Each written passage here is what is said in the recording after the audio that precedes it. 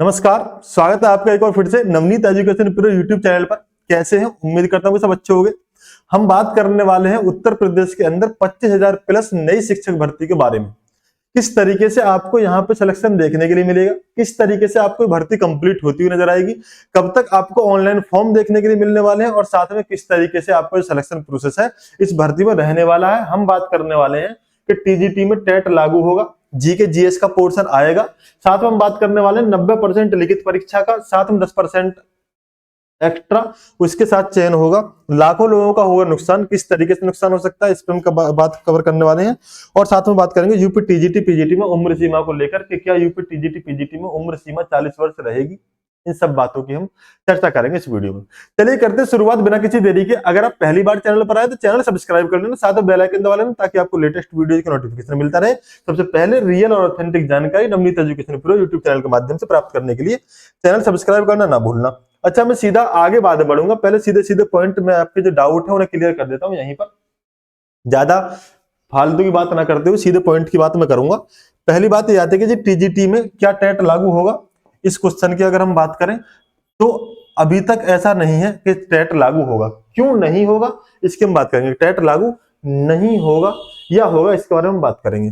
उम्मीद यही है कि लागू नहीं होगा, पहली बात। दूसरी बात, जीके जीएस पोर्शन देखने के लिए मिलेगा, तो यहां ही मैं कह देता हूं साफ साफ अभी तक इसकी भी अपडेट नहीं है, लेकिन हम ये मान सकते हैं कि जीके जीएस का जो पोर्शन आने के चांस है वो 80% तक है, 80% तक चांस बन रहे हैं। ठीक है, लिखित परीक्षा का क्या रोल है, 10% का क्या रोल है, इसकी मैं बात बताऊंगा। साथ में जो लिखा हुआ लाखों लोगों को होगा नुकसान, अब वो लाखों लोगों को नुकसान कब होगा? लाखों लोगों का नुकसान तब होगा, आप जानते हैं यूपी टीजीटी और पीजीटी की एक सिंगल वैकेंसी ऐसी है ये जिसमें उम्र सीमा नहीं होती है।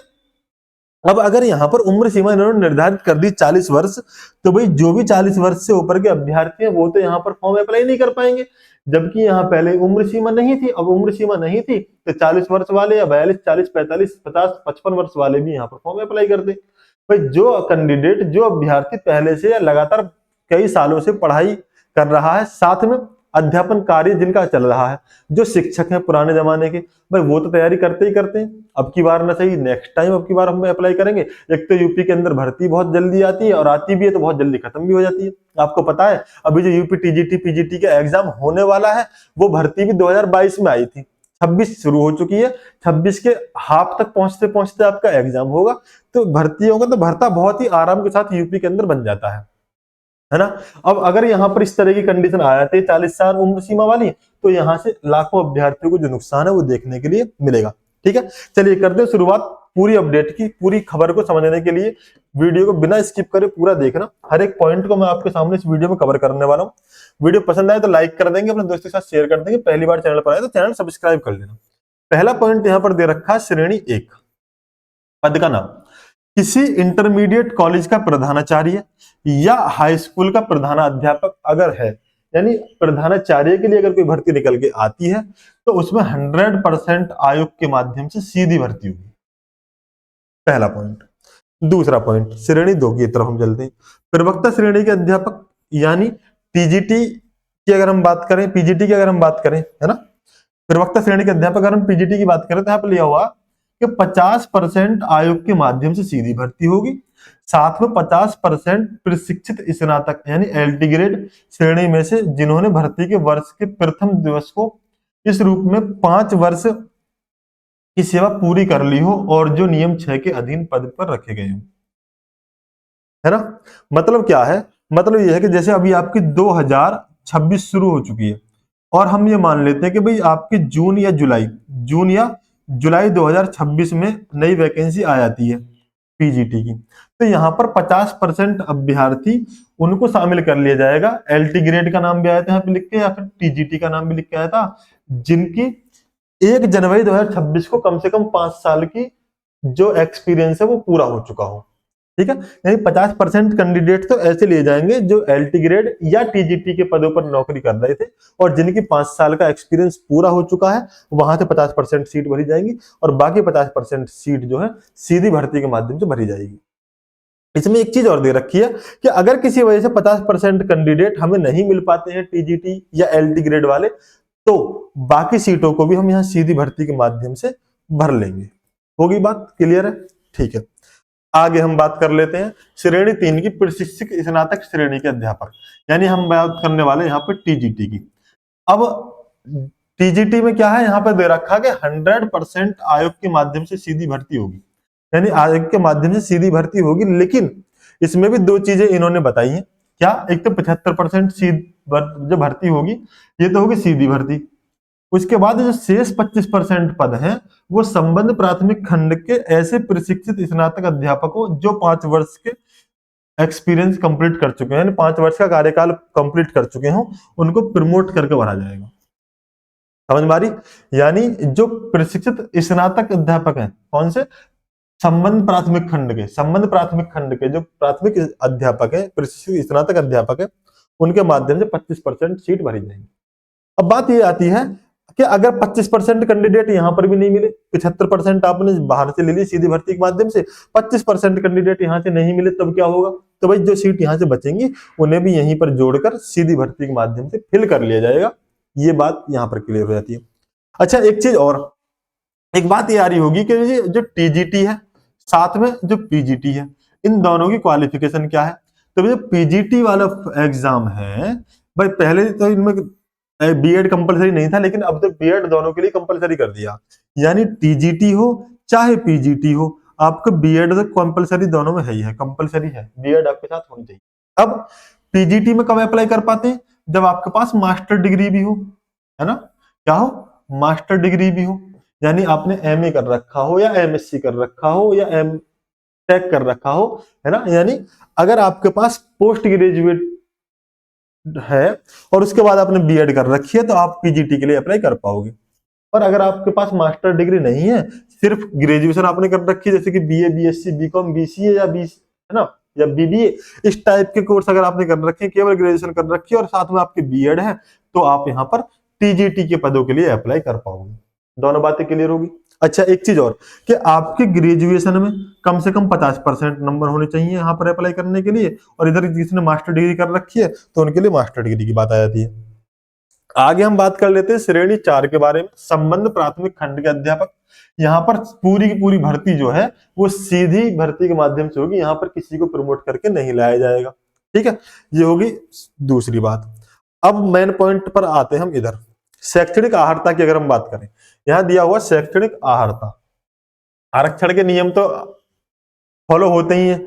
अध्यापक की विभिन्न श्रेणियों के पदों पर सीधी भर्ती के लिए आवश्यक है कि अभ्यर्थियों के पास प्रत्येक पद के सम्मुख निर्दिष्ट आहारताएं हों, है ना? ठीक है, क्या है ये आहारताएं? जैसे मैंने अभी आपको बता दिया कि भाई बीएड और बीटीसी, बीएड आपके पास होनी चाहिए यूपी टीजीटी पीजीटी के लिए, और अगर प्राइमरी में पदों की भर्ती आती है तो वहां पर आपकी बीटीसी भी मान्य हो जाएगी। टेट के बारे में हम बात करेंगे, उससे पहले मैं आपको बात बता देता हूँ आयु सीमा के बारे में। यहाँ पर दिया हुआ कि सीधी भर्ती के लिए अभ्यर्थियों की आयु जिस कैलेंडर वर्ष में भर्ती आई है उस हिसाब से कैलेंडर वर्ष की 1 जुलाई को 21 वर्ष से अवश्य हो और 40 वर्ष से अधिक नहीं होनी चाहिए। मेन पॉइंट है ये, 40 वर्ष से अधिक नहीं होनी चाहिए।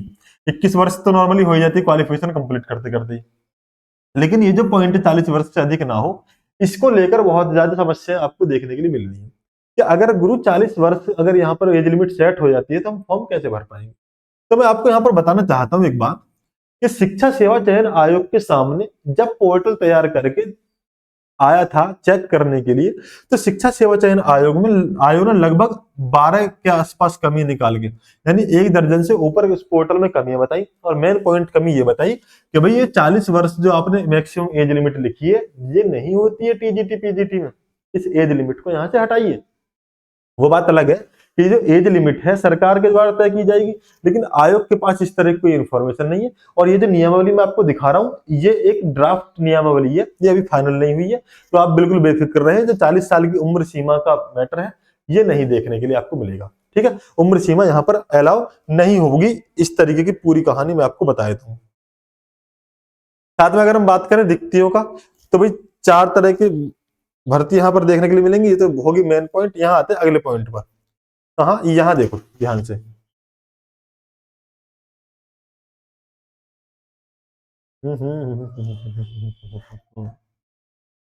ये रहा, यहाँ देखो, साक्षात्कार में प्रत्येक अभ्यर्थी को दिए गए अंकों का प्रतिशत 10% और उनके लिखित परीक्षा से प्राप्त प्रतिशत 90% जोड़ा जाएगा। क्या है मैटर, सीधा पॉइंट शॉर्ट में बताता हूं। मैटर सिर्फ इतना सा है कि जैसे पीजीटी की वैकेंसी, पीजीटी में पता है कि इंटरव्यू भी होता है, इंटरव्यू होता है तो इसका मतलब होगा 90% तो लिखित परीक्षा से प्लस 10% आपका इंटरव्यू से ऐड करके तब आपकी जो मेरिट लिस्ट तैयार होगी 90%, 100% की। ठीक है, अगर हम बात करें टीजीटी की, तो भाई टीजीटी में इंटरव्यू नहीं होता है, तो यहाँ पे 100% जो है वो लिखित परीक्षा के माध्यम से ही आपका चयन जो है वो किया जाएगा। यहाँ सिर्फ इतनी सी बात बोली है कि भाई जिन भी परीक्षा में, जिस भी भर्ती में इंटरव्यू है, उस भर्ती में तो हम 90% लिखित परीक्षा से साथ में 10% जोड़ेंगे इंटरव्यू का, और जिस भर्ती में इंटरव्यू नहीं है वहां पूरे 100% जो भर्ती है वो लिखित अंकों के आधार पर ही होगी, लिखित अंकों के आधार पर ही मेरिट बनेगी। अच्छा, मेरिट जो बनेगी लिखित अंकों के आधार पर होगी। प्राइमरी को छोड़कर अभी तक मैं आपको बता दूं, चाहे एलटी ग्रेड हो, चाहे टीजीटी हो, चाहे पीजीटी हो, इन किसी भी भर्ती में आपकी जो पूरी पूरी मेरिट बनती है वो आपके लिखित परीक्षा के आधार पर ही बनती है। यहाँ पर ना कोई टेट का रोल होता है, ना आपके ग्रेजुएशन के नंबर का, ना हाई स्कूल का, ना इंटर का, ना बीएड का। ठीक है, ये होगी पूरी कहानी। अब मेन पॉइंट आता है टेट का। तो जो टेट की कहानी है, अभी तक इस तरह की कोई भी इंफॉर्मेशन नहीं निकल के आ रही है कि जो आपकी टीजीटी पीजीटी में टेट लागू हो।